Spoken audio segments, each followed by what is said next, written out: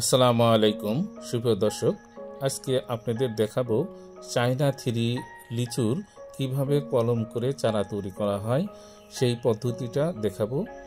এই পদ্ধতিতে আপনি নিজেও চারা তৈরি করতে পারবেন যদি আপনার মাতৃগাছ থেকে থাকে ভালো জাতের, কিংবা যদি চায়না থ্রি অরিজিনাল চারাগুলো পেতে চান তাহলে আমাদের সঙ্গে যোগাযোগ করতে পারেন।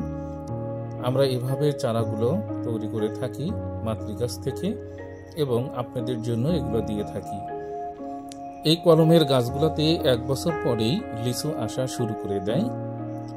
এগুলো যেহেতু কলমের জাত, যার কারণে মাতৃগাছের গুণাগুণ সম্পূর্ণ লিচুই আপনি পাবেন। এই জাতগুলো হলো চায়না থ্রি লিচু।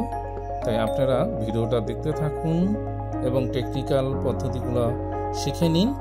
আর যদি আপনারা যারা খুবই ব্যস্ত চারা তৈরি করতে না পারেন তাহলে অরিজিনাল চারা পেতে আমাদের সঙ্গে যোগাযোগ করতে পারেন। ধন্যবাদ সকলকে।